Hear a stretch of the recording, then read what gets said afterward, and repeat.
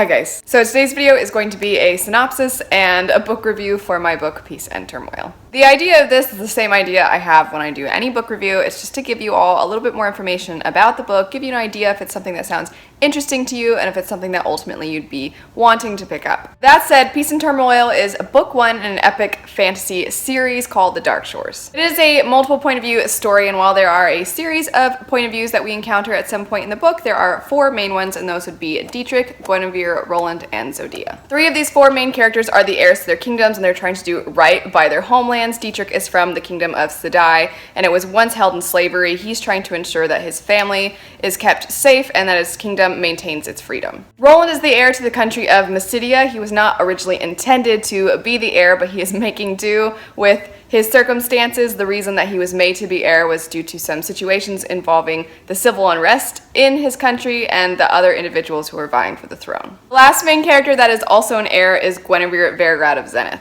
Zenith does not have to deal with tumultuous situations that Mysidia has to deal with, nor does it have to deal with the fact that it was once in slavery not so long ago. Zenith is actually in a relatively peaceful state. There was a war that occurred 30 years prior to the beginning of the book, and her father is known for being the person to help end this war, and Guinevere has big shoes to fill. The majority of book one does take place in Guinevere's homeland of Zenith, and our main characters cross paths due to some personal motivations, due to some desire for allyship, and also some political maneuverings. If you're the kind of person that likes a good amount of characters in the cast and you like political intrigue, this will be right up your alley. But if you're the kind of person that sometimes gets a little daunted and intimidated by books with a fair amount of point of views, or just a generally bigger cast of characters maybe than what you're used to with just typical fantasy, I promise that it's not going to be really difficult to get to whatsoever. All the characters are well developed and all of their various circumstances are going to be made very, very clear. There are a few ways in which this is accomplished. One is that the book is very much a character-driven story. This bleeds into the narration, it bleeds into what propels the plot forward because it's character driven, so what's driving the characters forward is what's driving the plot forward, but it's also even down to the formatting. Every chapter sticks with one character, so the beginning of that chapter is titled by that character's name, and then going along with that you will have a small little cutout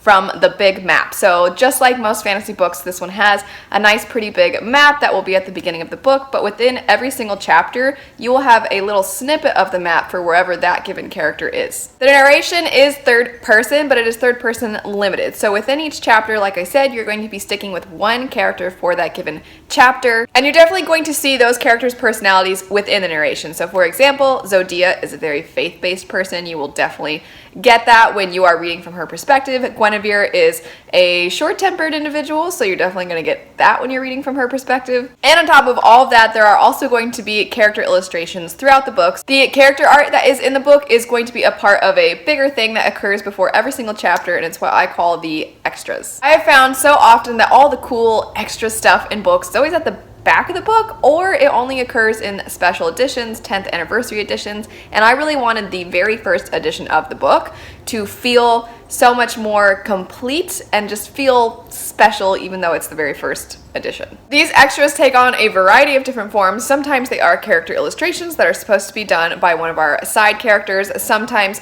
they are letters between various characters. Sometimes they're journal entries. Sometimes they're tavern songs. There are also pieces of monster art that occur before certain chapters, and these are supposed to be excerpts from an anthology of things called fiends. The fiends are these creatures that are sort of like animals, but they have the same abilities to manipulate magic the way that humans do. There are different species of fiends, there are different kinds of fiends and different behaviors of fiends, and it is somewhat of a mystery to humans what really fiends are and the various capabilities they have, because not every fiend is the same, not every fiend looks the same, and for the most part they are usually peaceful. They're kind of like a bear or a wolf. You might encounter them, they might be dangerous, but they're not something that people are constantly in fear of. The magical abilities of the fiends, while they are similar to the magic that humans use, is slightly different. Humans use magic based off of something that every person has called auroras. Auroras are things that people can draw on, and for the most part, the magic is based around elements, and the various different colored auroras are what create different elements. So red is usually fire,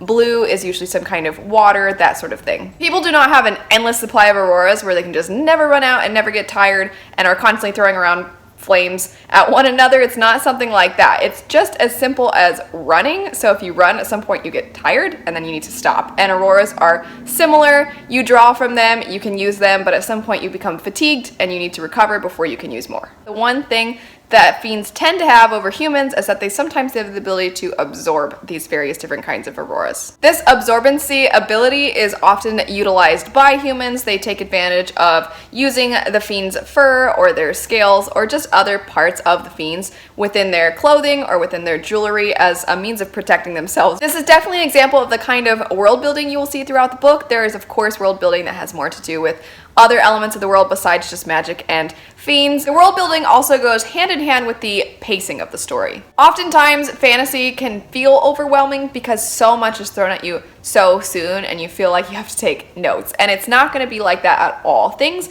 are revealed and you start to uncover things as the story goes on. This does make the beginning of the book feel just a tad slower than later parts of the book, but I have always been a fan of feeling like I know the characters and I know their circumstances and I'm feeling for them and rooting for them or rooting against them by the time things really pick up. When the pacing does pick up, it picks up. You will feel like you're with the characters, but they are going to be going through a lot of action sequences, a lot of fighting, a lot of magic, a lot of scheming, and a lot of dying. The writing and the style of writing definitely plays a role in capturing this, so even though, for the most part, the writing style is rather direct, it's not overly dense or flowery or plagued with similes and metaphors. Because the narration is supposed to be a reflection of the characters and their thoughts and their personalities, it's definitely going to fit whatever mood they're in or it's going to fit whatever is occurring to them. One thing I want to point out about the characters that might be seen as a negative for some but a positive for others is that while there are some characters that are motivated by their romantic interests,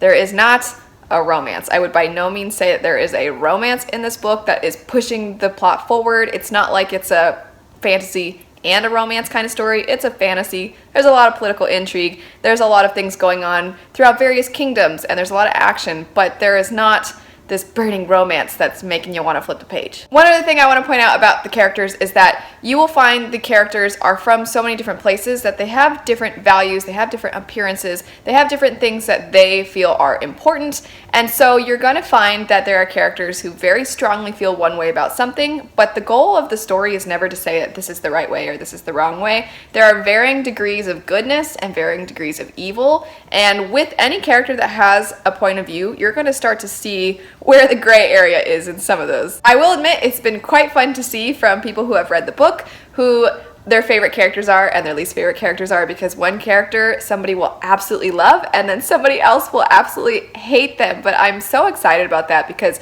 I think that's a reflection of how people really are. Not every single person is going to get along and everybody's had different lives, so they're going to connect with different things in different characters. It makes the characters feel more real. Anyway, that is it for my book review of Peace and Turmoil. I can't wait for you all to meet my babies. It's in March. The release is in March. It's just around the corner. I know it seems like probably a long time for you guys, but for me, I'm like, oh my gosh, it's coming so soon. Thank you so much for all of your continued support. Happy reading, and I'll see you guys later. Bye.